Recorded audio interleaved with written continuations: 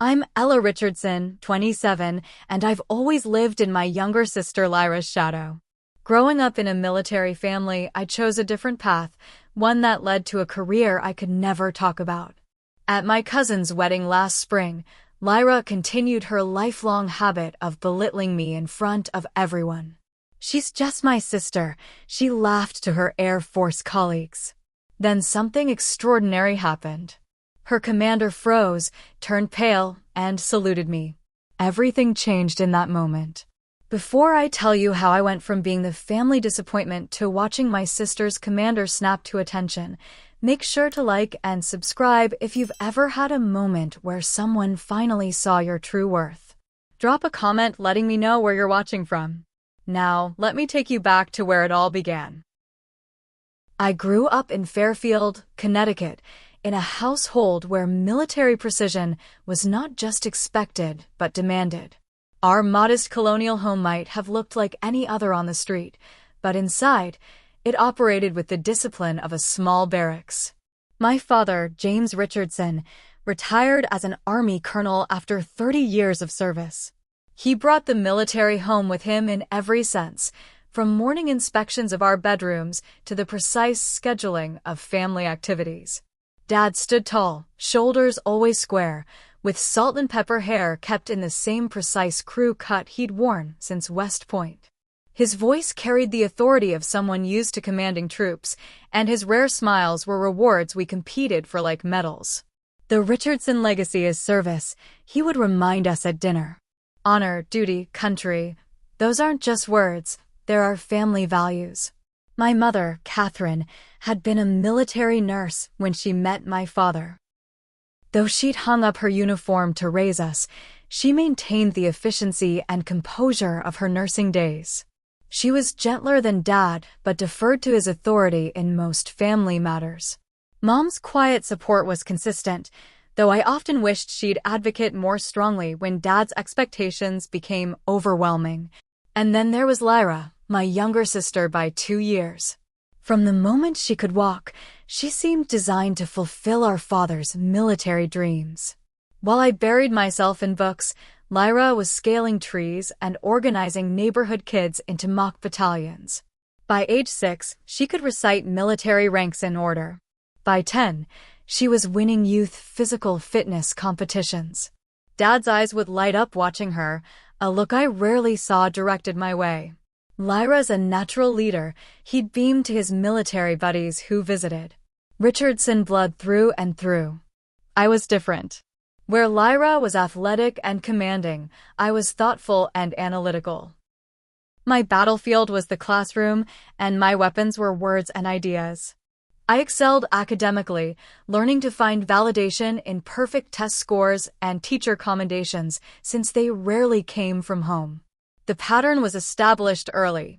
When I won the regional spelling bee in 7th grade, the family celebration was brief before conversation turned to Lyra's upcoming JROTC drill competition. When I was selected for the National Honor Society, Dad nodded approvingly before asking Lyra about her physical training progress. One memory stands out with particular clarity. I was 16, studying at the kitchen table for AP exams while Lyra practiced field stripping and reassembling a training rifle in the living room. Dad sat beside her with a stopwatch, calling out times and suggestions. "Ella," he called over his shoulder, "come watch your sister." Now that's a skill that builds character. I joined them reluctantly, watching Lyra's confident hands navigate the metal components. "Try that with your textbooks," Lyra teased, finishing with an impressive time. Dad laughed. "Different strengths, I suppose."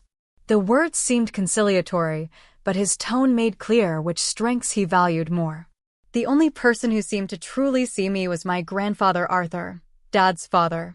A World War II veteran with a quiet dignity, Grandpa Arthur visited monthly, bringing books that fed my curiosity about the world. Unlike my father, he asked questions about what I was learning and thinking. "The military needs all kinds of minds," he told me once when I confided my feelings of inadequacy. "The soldiers on the ground, yes, but also the thinkers, the analyzers, the ones who see patterns others miss." Something in his eyes suggested he knew this from experience, though he rarely spoke about his war years beyond basic facts. "Your grandfather had a different kind of service," Mom mentioned once while folding laundry. "Not all of it in uniform." When I pressed for details, she simply smiled. "Some stories aren't mine to tell. My high school graduation should have been my moment." As valedictorian, I delivered a speech on the importance of finding one's own path to service, words aimed directly at my father, though I doubted he understood the message. The polite applause felt hollow compared to the family celebration that erupted days later when Lyra's acceptance to the Air Force Academy arrived.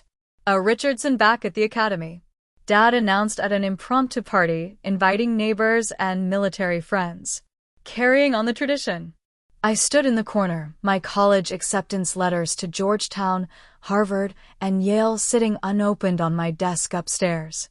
I'd already decided on Georgetown's School of Foreign Service, but in that moment, watching my father's genuine pride in Lyra, I wondered if any academic achievement would ever measure up in his eyes. "They'll see your worth one day," Grandpa Arthur whispered, appearing beside me with a glass of lemonade. "Some contributions can't be measured in medals and ribbons." I couldn't know then how prophetic his words would become, or how many years I would wait for them to come true.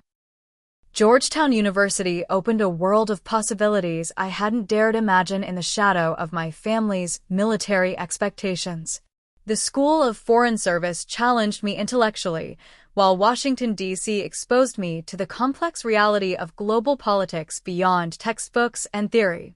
I threw myself into my studies with the same discipline I'd learned at home, but redirected toward international relations, political theory, and languages. Russian came naturally to me, followed by Mandarin and Arabic. While other students complained about the rigorous language requirements, I found comfort in the structured patterns of new communication systems. "You have an ear for nuance," my Russian professor noted after class one day. "And a memory for details most students miss." My letters home described classes and DC landmarks, but couldn't capture my growing sense of purpose. During family phone calls, I'd barely finished describing a challenging diplomatic simulation before Dad would interrupt. "That's nice, Ella. Did you hear Lyra completed wilderness survival training? Top of her class." Meanwhile, Lyra's academy experience dominated family conversations. Each accomplishment was celebrated, each challenge analyzed in detail. While I struggled privately with the intensity of my program, Lyra's struggles were family affairs, with Dad offering strategic advice from his own military days. During my junior year, I was selected for an intensive summer language immersion program. What my family didn't know was that the program was partially sponsored by government agencies scouting talent.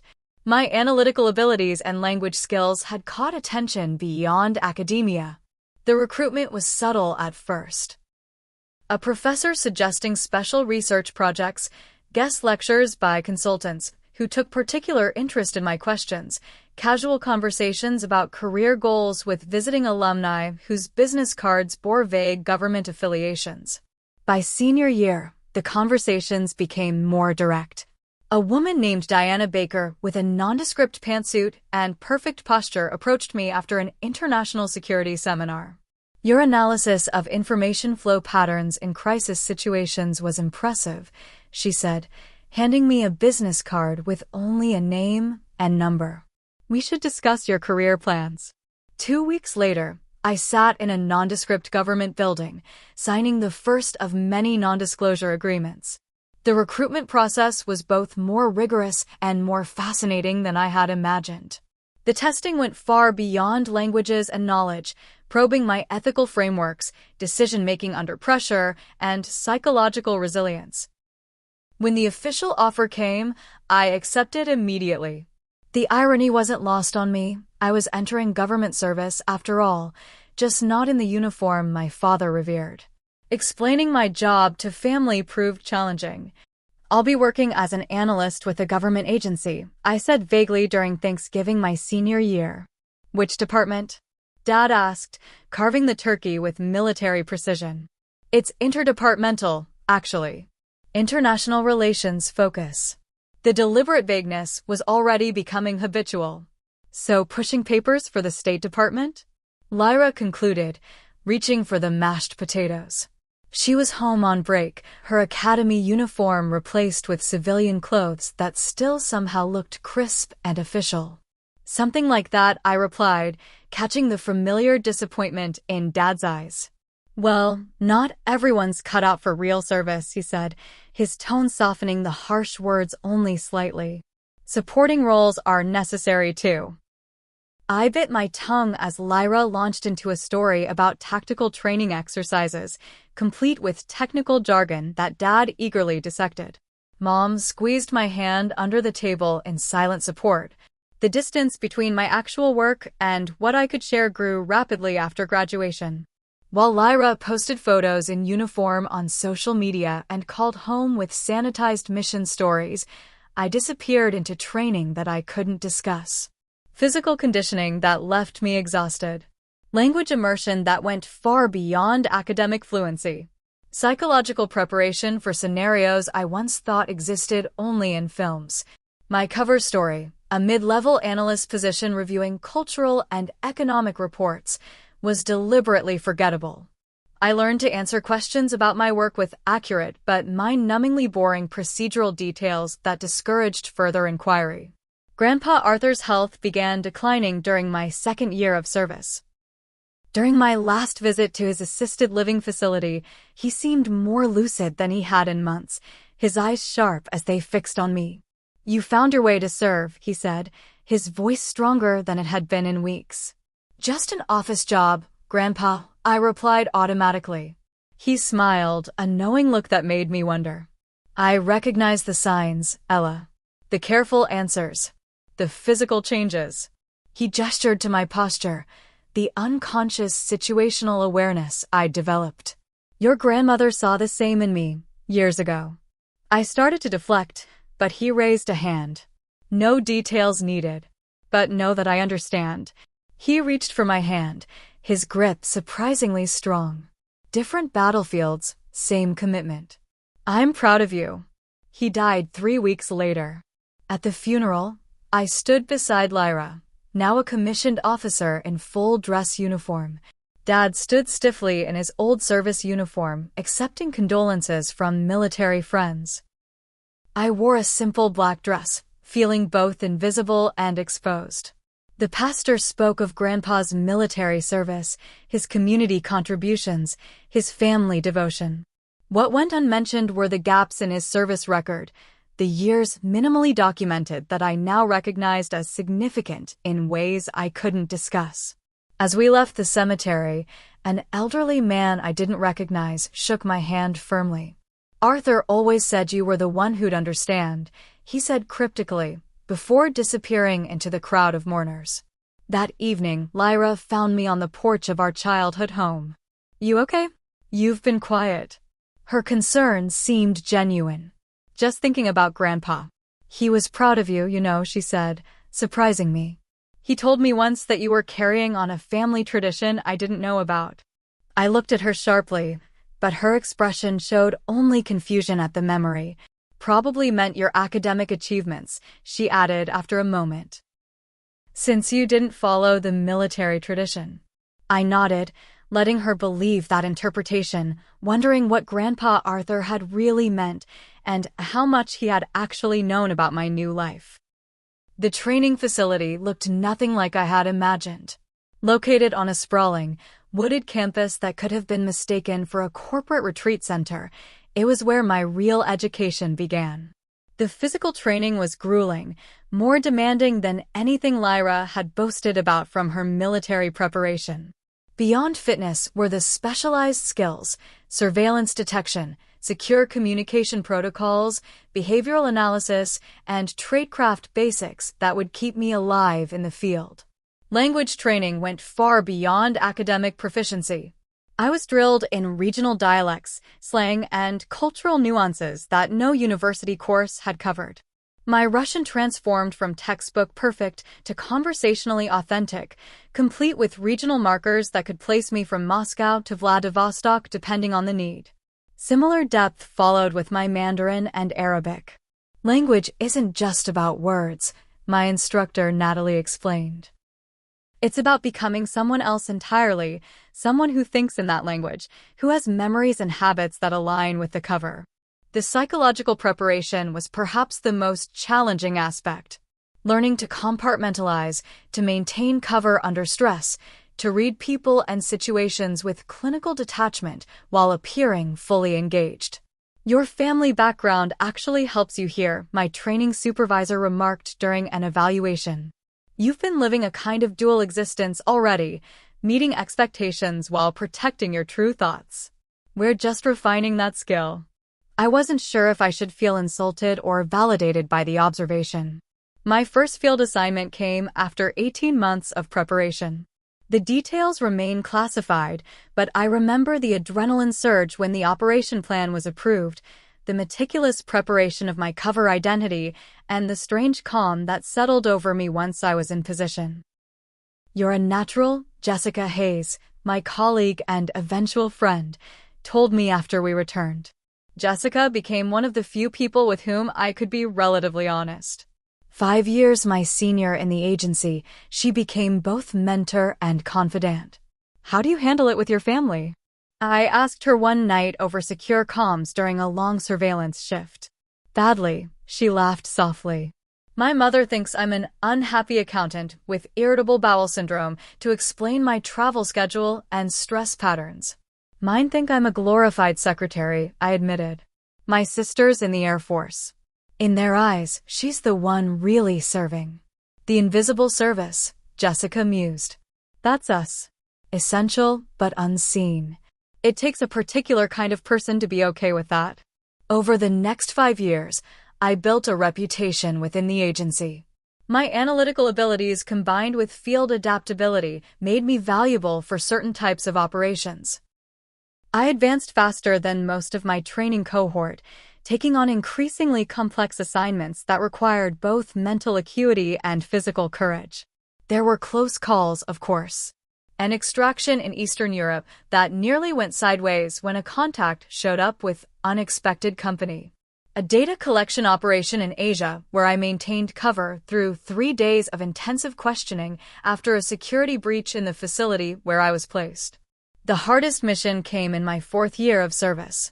The operational details remain classified, but what matters is that things went catastrophically wrong due to intelligence failures outside our control.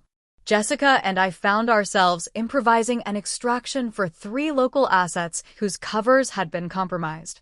For 72 hours, we navigated a hostile urban environment with minimal support, staying ahead of local security forces while protecting civilians who had risked everything to provide information. When we finally reached the extraction point, I had been awake for nearly 3 days, had a bullet graze on my left shoulder, and had made decisions I still revisit in quiet moments of doubt. The after-action evaluation called our improvised operation exceptional and credited our actions with saving numerous lives. There was a private commendation ceremony, medals that went into secure storage rather than on display, and a promotion that came with greater operational authority. And then I went home to my sparse apartment, applied cover makeup to the healing wound on my shoulder, and called my parents for our monthly check-in. "Sorry I missed your call last week," I explained. "Had a work conference in Chicago." "One of these days you should find a job that actually values you," Dad replied. "Lyra's squadron is being deployed next month. Special recognition from command for their readiness scores." The disconnect between my 2 lives grew increasingly surreal.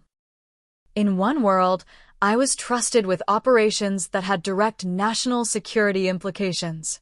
In the other, I was the disappointing daughter who couldn't find a real career or understand the value of visible service. The deception took its toll.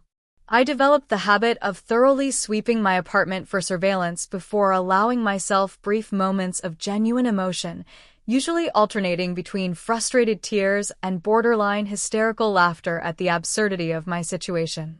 You need connections outside the job, Jessica advised during a rare social dinner between assignments. Even if they can't know the truth, you need people who know the real you, or at least more of you than your family does. That seems unfair to them, I argued. Building relationships on necessary lies. The alternative is worse, she said with the wisdom of experience. This job devours people who try to go it completely alone. Trust me on this. I tried taking her advice, cultivating a few civilian friendships with people who accepted my vague job description and unpredictable availability. It helped, but the compartmentalization remained exhausting. Then came the invitation that would change everything, my cousin Ethan's wedding. The formal card arrived between deployments, requesting my presence at a ceremony to be held at the Officers Club on a Virginia military base, courtesy of his fiancé's family connections. Lyra will be there, Mom mentioned during our next call. With her commanding officer and some colleagues. It would mean a lot if you could come too. I nearly declined. The thought of spending a weekend being reminded of my inadequate service in comparison to Lyra's visible accomplishments held little appeal. But something in my mother's voice, a gentle plea, made me reconsider. I'll be there, I promised, already dreading the performance ahead. What I couldn't know was that this family obligation would finally bridge my divided worlds in ways I couldn't have imagined. The wedding invitation sat on my kitchen counter for weeks, a cream-colored rectangle that filled me with disproportionate anxiety. Cousin Ethan and I had been close as children before drifting apart in adulthood, him toward a corporate career, me toward my classified path.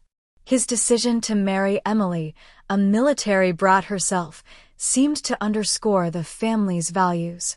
The ceremony location at Fort Belvoir's Officers Club was just another reminder of the world where I was perpetually an outsider.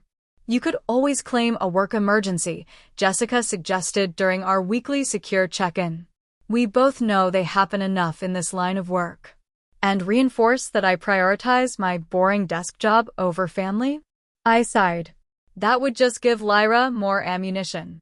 Then go and own it, Jessica replied, her voice shifting to the tone she used when planning operations. Treat it like field work. Prepare your cover story, anticipate likely questions, control the narrative. It's my family, not a hostile intelligence service, I protested weakly. Debatable, from what you've told me, Jessica laughed. Look, just prepare specific anecdotes about your analyst job that sound plausible but forgettable. Redirect conversations to the bride and groom. And have an exit strategy for when family dynamics get overwhelming. Her practical approach helped calm my anxiety. I approached the wedding weekend with the same methodical planning I would apply to an operation, arranging a rental car for independent mobility, booking a hotel room separate from the family block for privacy, and preparing an array of work stories that were technically true but strategically incomplete. The wardrobe decision proved unexpectedly challenging. My field readiness meant I was more physically fit than most office workers, a fact I usually disguised under loose-fitting professional attire. For the wedding, I selected a navy blue dress with a modest neckline and strategic draping that downplayed my muscle tone, pairing it with low heels that wouldn't hinder movement, if necessary, a habit I couldn't break even for a family function. I arrived in Virginia on Friday afternoon, checking into my hotel with the automatic situational awareness that had become second nature. The room inspection was subtle but thorough, another ingrained habit that I performed while appearing to unpack. The rehearsal dinner that evening would be my first family encounter in over a year. I arrived deliberately 7 minutes late, allowing me to observe the dynamics before engaging. The restaurant's private room buzzed with conversation, family members clustered in familiar patterns.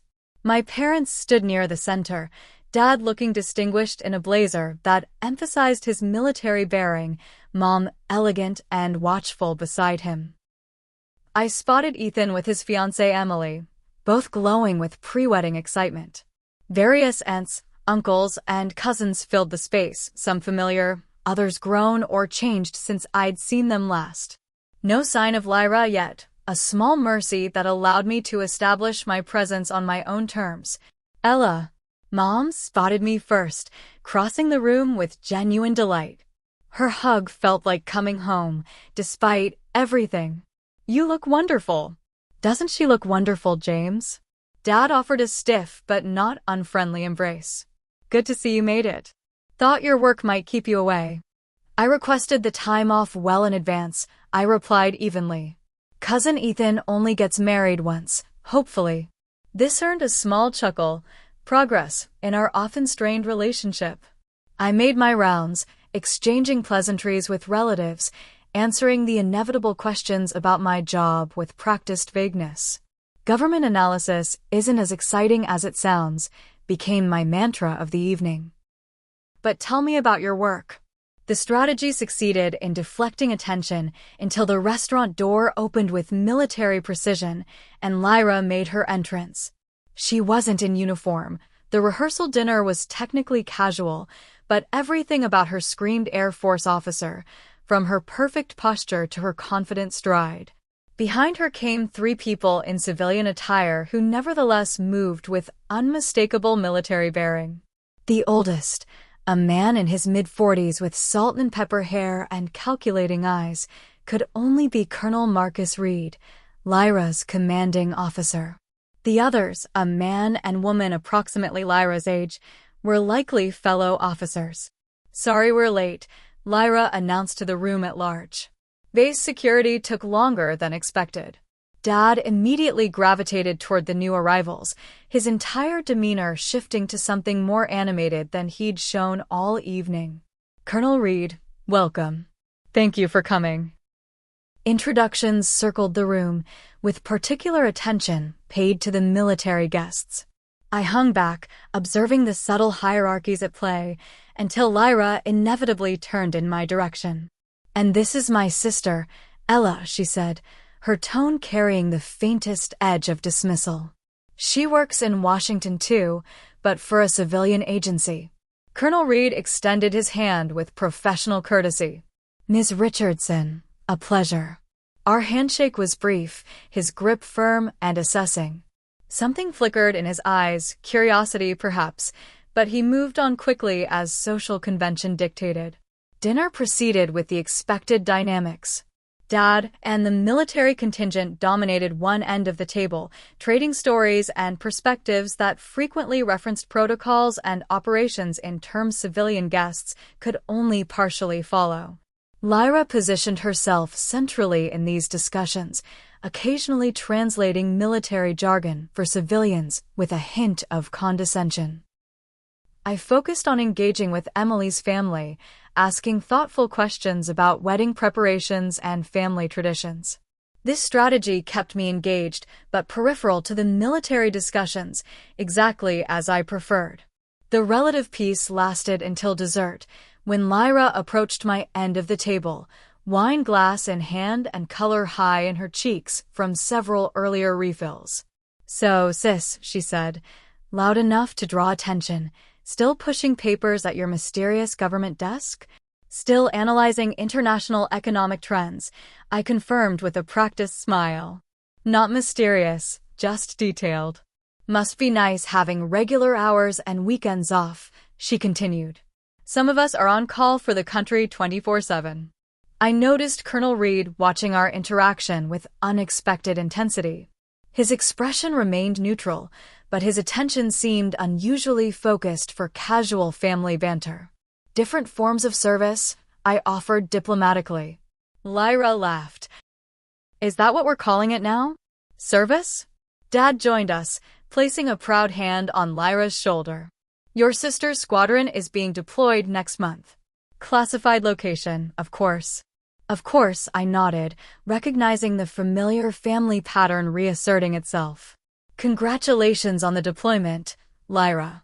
The conversation mercifully shifted to wedding logistics, but the tone had been set for the weekend. I excused myself shortly after, citing jet lag, and retreated to my hotel room to decompress and prepare for the main event tomorrow. As I performed my evening security routine, I reflected on the curious attention from Colonel Reed. His name was vaguely familiar beyond Lyra's mentions, but I couldn't immediately place why.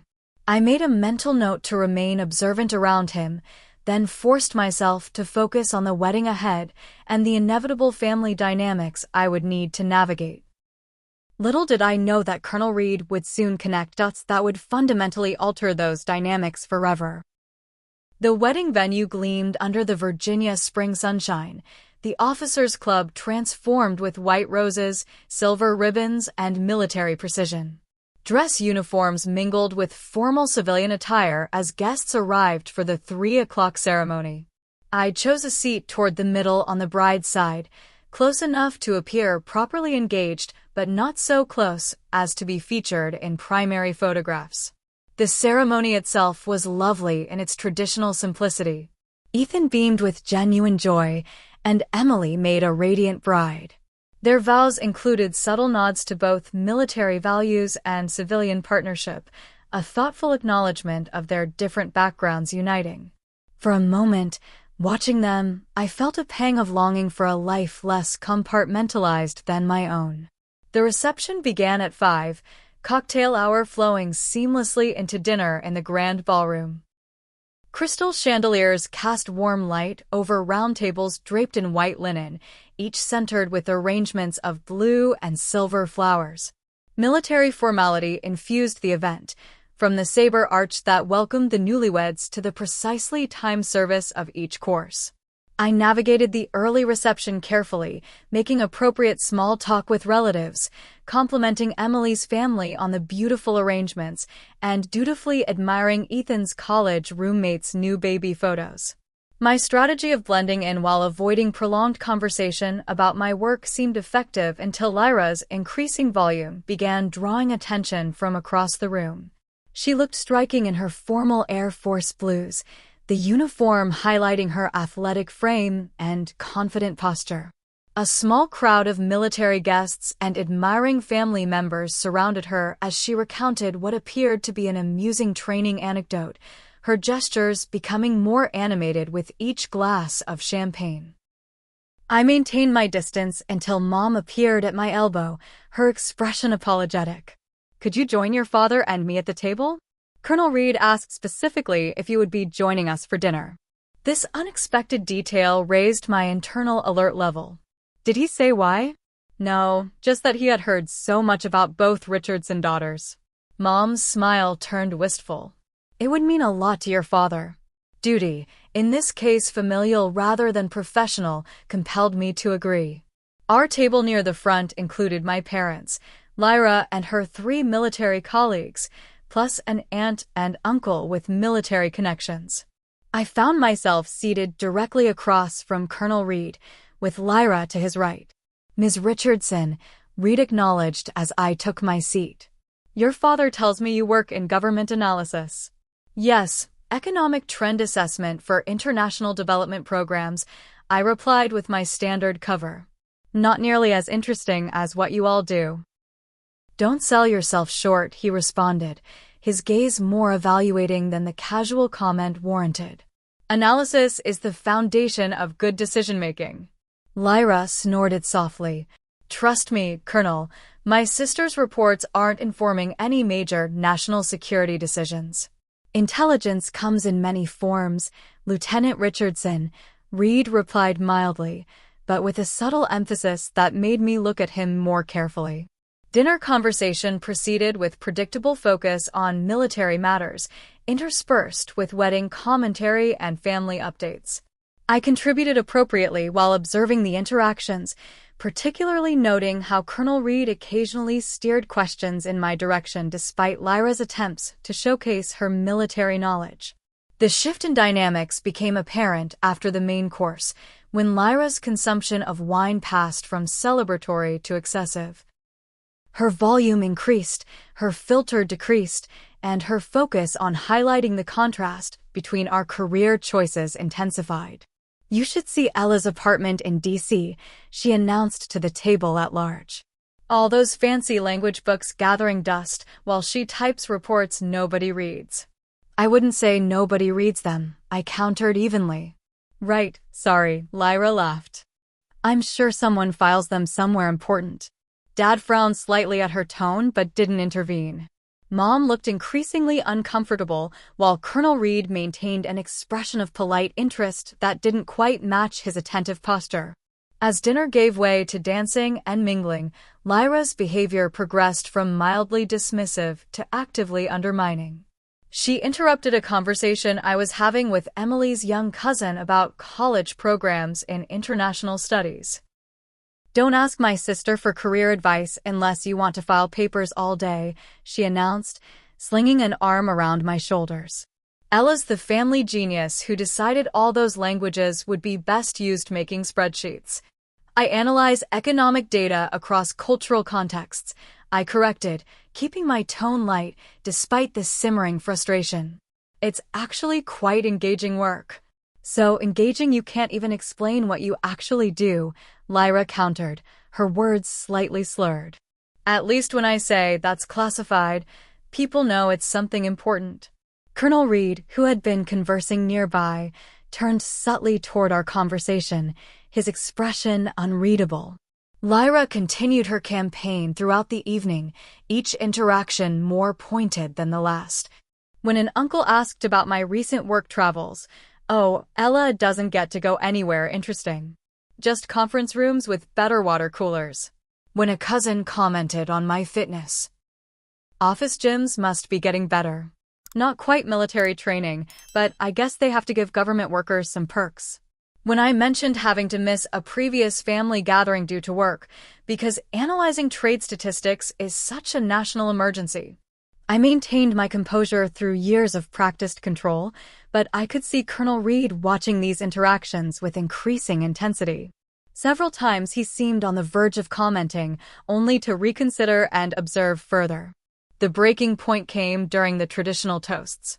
After the maid of honor and best man had spoken, Lyra clinked her glass and stood, swaying slightly. I'd like to say something about family, she announced. Ethan and Emily, you're starting an amazing journey together, bringing together different worlds like the military discipline we Richardson kids grew up with and the, well, whatever normal families do. Uncomfortable laughter rippled through the crowd. My sister and I represent different paths too, she continued, gesturing toward me with her glass, sloshing champagne dangerously close to the rim. I followed the family tradition of actual service, while Ella here chose. She paused dramatically. Alternative government employment.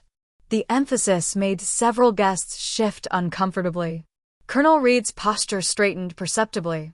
She's just my sister who thinks typing reports is serving her country, Lyra concluded with a laugh that didn't quite mask the mockery. But hey, we can't all be on the front lines, right? Someone has to do the paperwork. The room fell awkwardly silent. I maintained a neutral expression through sheer professional training, but internally I was calculating the fastest exit strategy that wouldn't create a scene. To the happy couple, Lyra finished belatedly, seemingly oblivious to the tension she'd created.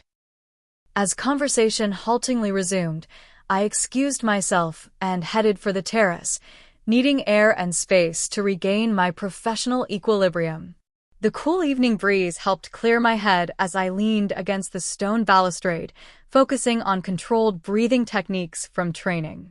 I sensed rather than heard someone join me on the terrace. Years of field awareness had me turning smoothly before they spoke. Miss Richardson, Colonel Reed said quietly, standing at a respectful distance. I wanted to apologize for Lieutenant Richardson's behavior. The champagne is no excuse for unprofessional conduct. Family dynamics are complicated, I replied neutrally. No apology necessary from you, Colonel.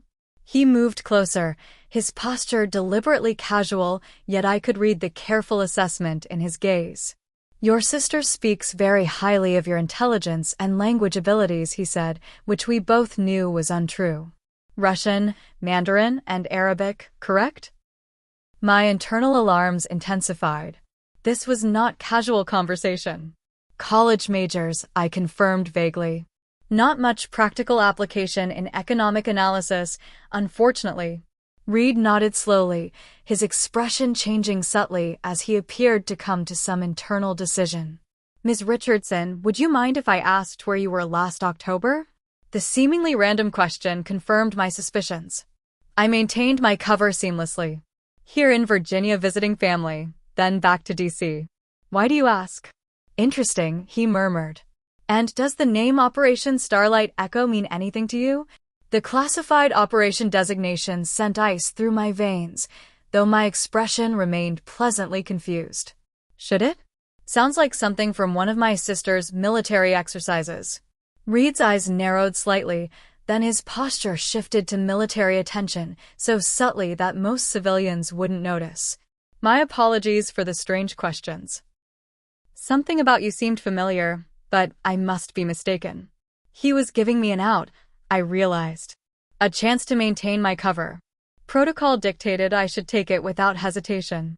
Instead, I made a split-second decision.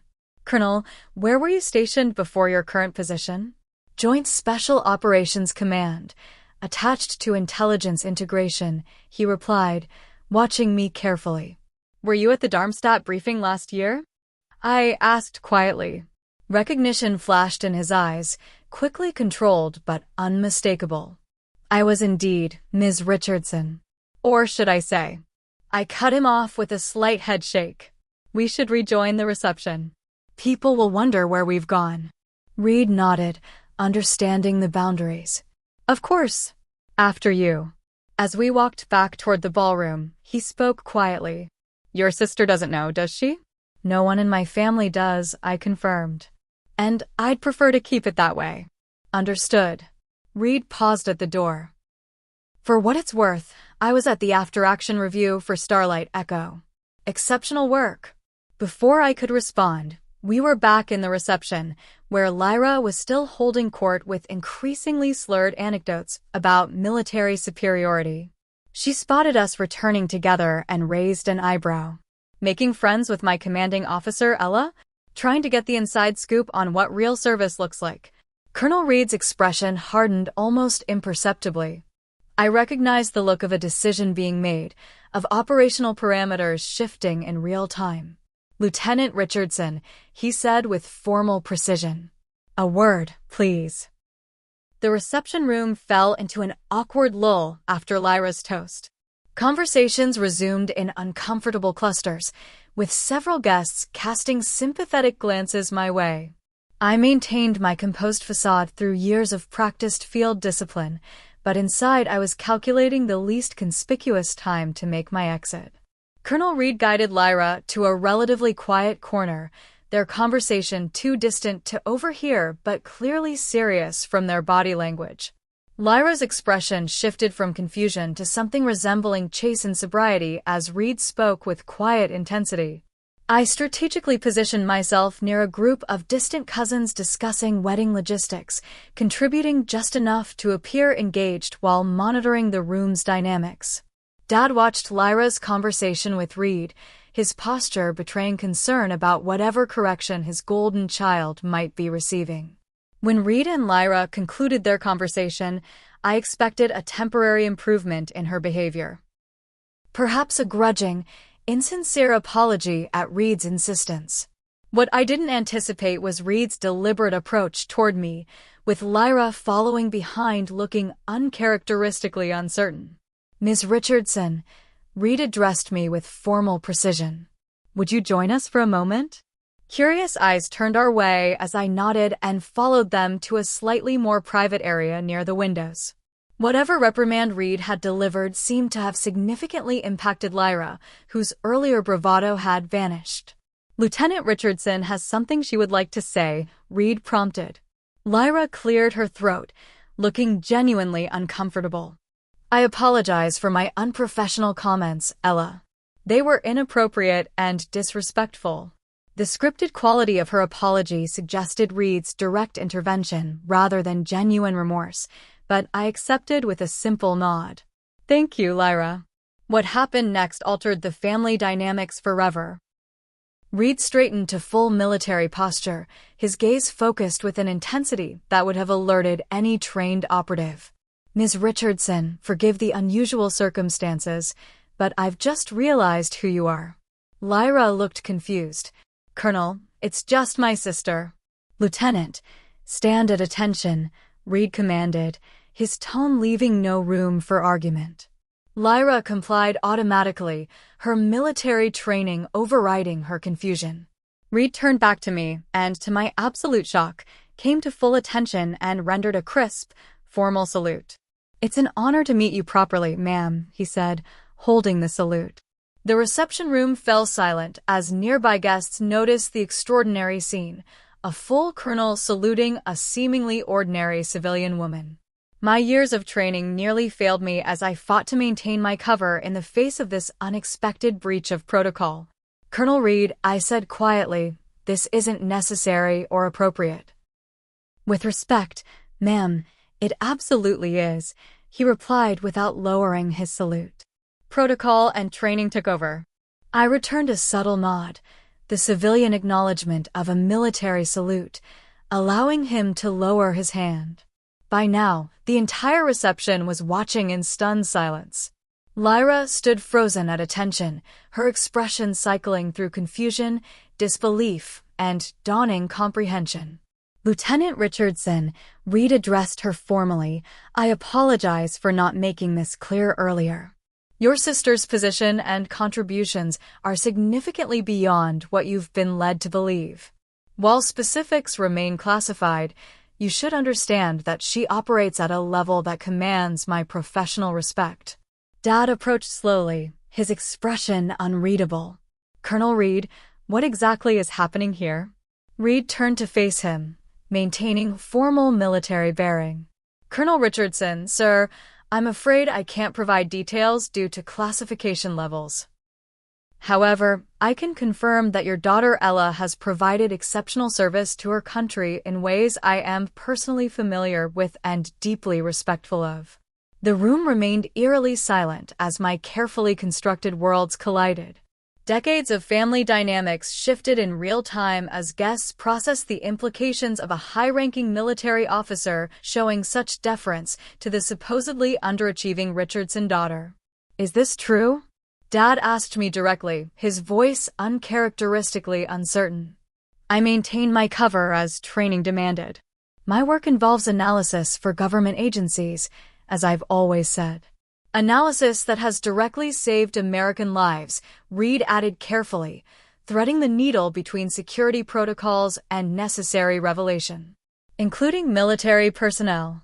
Lyra's face had gone pale, her military discipline barely containing her shock. "But you're just an analyst, aren't you?" "Your sister is a lot of things, Lieutenant," Reed replied before I could. "None of which I can elaborate on, and all of which deserve your respect." The other military personnel in the room seemed to grasp the implications faster than the civilians. Several straightened their posture subtly, their professional assessment of me visibly shifting. One officer near the bar, whose ribbon rack indicated intelligence background, showed a flash of recognition before carefully schooling his features. "I think," I said calmly into the awkward silence, "that we should remember we're at Ethan and Emily's wedding. This is their day, not mine." This reminder of social propriety broke the immediate tension. Conversations gradually resumed, though with frequent glances in my direction. The wedding coordinator, sensing the unusual atmosphere, prompted the DJ to announce the cake cutting, creating a welcome distraction. As guests migrated toward the cake display, Lyra remained rooted in place, her military bearing giving way to genuine vulnerability I hadn't seen since childhood. "Ella, I don't understand," she said quietly. "All this time." "Not here," I cut her off gently. "Later." Dad stood nearby, his expression cycling through confusion, disbelief, and something I'd rarely seen directed at me, respect tinged with uncertainty. Mom joined us, her eyes suggesting she'd suspected more about my work than she'd ever acknowledged. "Always knew you were doing something important," she said softly, squeezing my hand. "A mother knows." The remainder of the reception passed in a blur of careful conversations and avoided questions. I maintained my cover story while acknowledging that yes, my work occasionally involved more responsibility than I'd indicated. Colonel Reed strategically positioned himself nearby, deflecting the more direct inquiries with practiced skill. Classification protocols, he would explain with appropriate military gravity when relatives pushed too hard for details. National security considerations prevent further discussion. By the time the newlyweds departed in a shower of rose petals, a new family narrative had emerged, one where Ella Richardson's mysterious government job carried implications that commanded respect from military leadership. The specifics remained appropriately vague, but the impact was undeniable. As guests began departing, Lyra approached me with uncharacteristic hesitation. Dad suggested breakfast tomorrow at the hotel. Just family.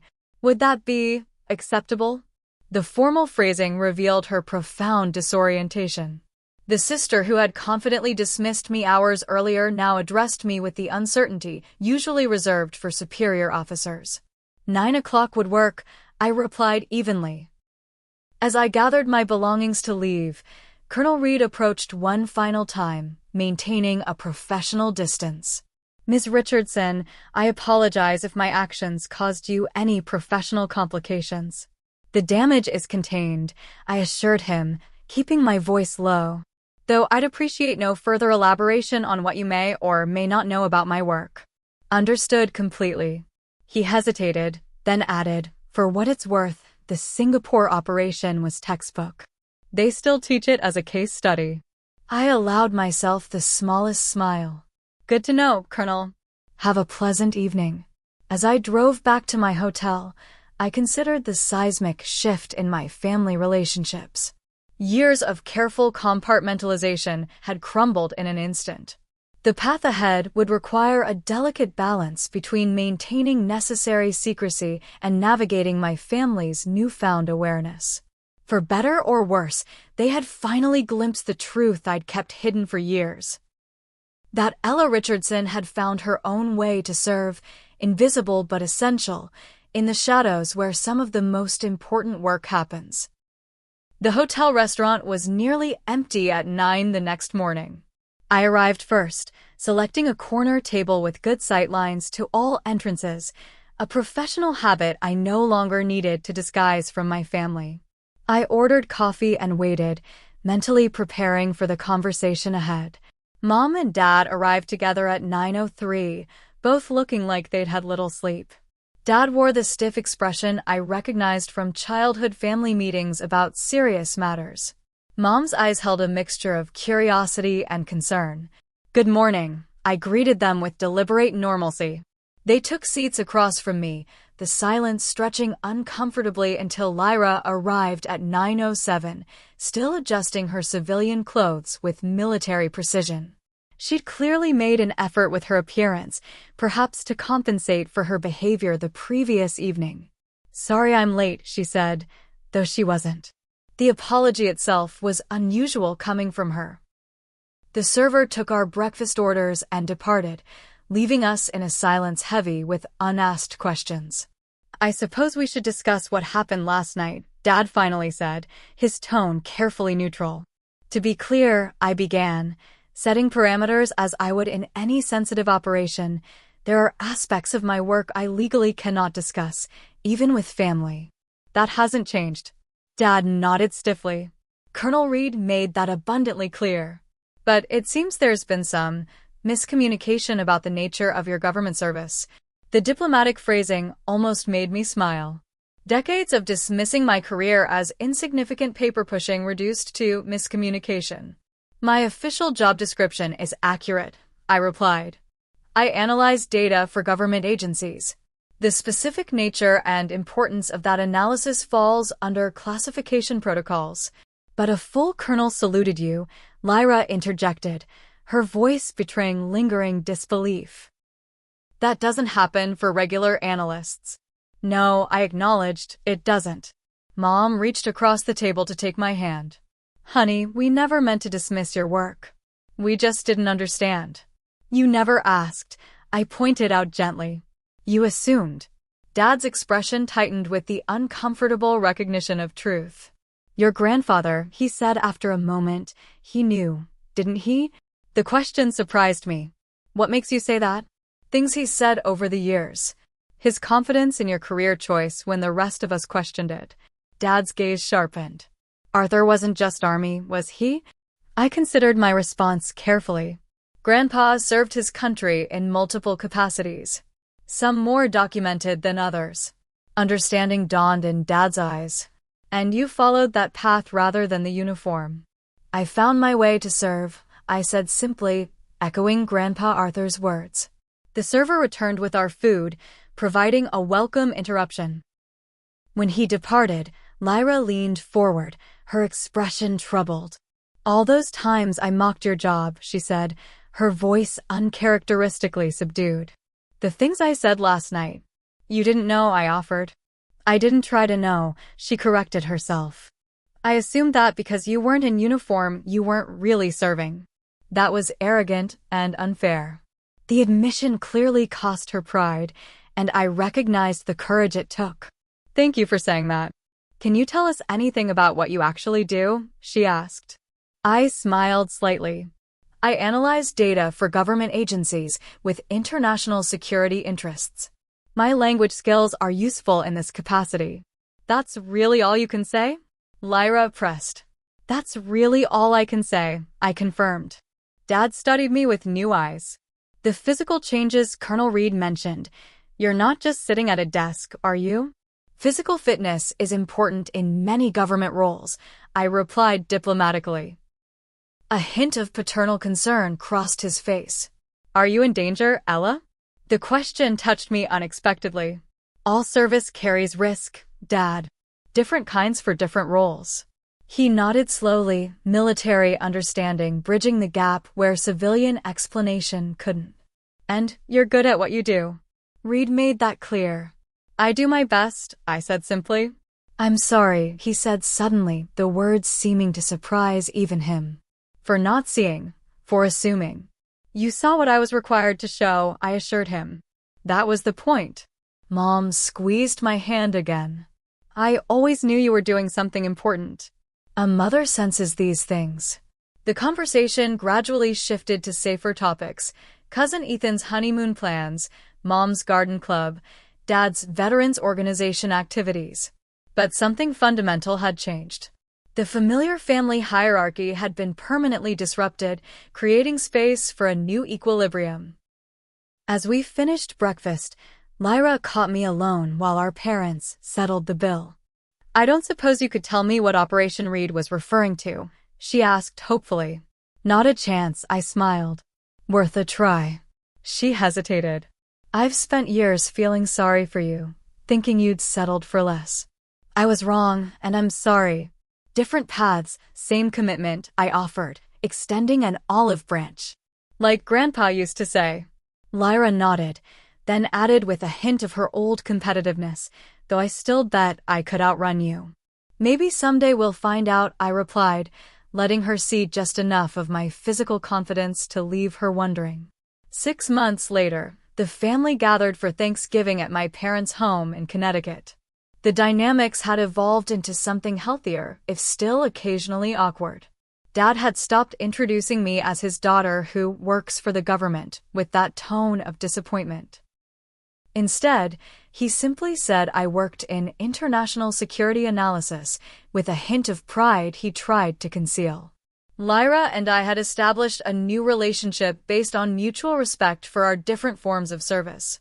She'd stopped trying to extract classified information after the third attempt, accepting that some boundaries would remain. 1 week after Thanksgiving, I stood in a secure government facility, receiving a Distinguished Service Medal for an operation that would never be publicly acknowledged.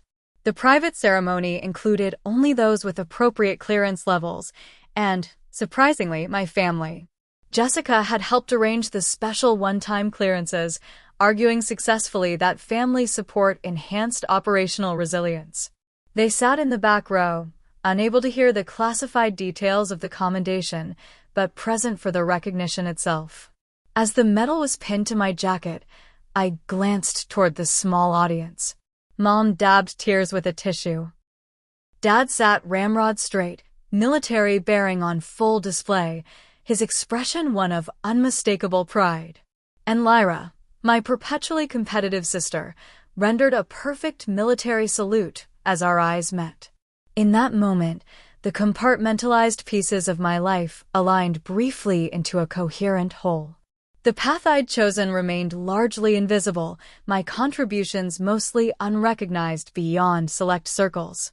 But now, the people who mattered most had glimpsed enough of the truth to understand. Different battlefields, different sacrifices, same commitment to service. As we left the secure facility, Dad placed a hand on my shoulder, the gesture he'd always used with Lyra to convey pride without words. No elaborate speeches or explanations were necessary. We had found our way to mutual understanding. Some paths to service stand in the spotlight, uniformed and visible for all to honor. Others operate in the shadows, unseen but essential. Both protect what matters most. Both deserve respect. Have you ever had a moment when someone finally saw your true worth after years of being underestimated? Share your story in the comments below.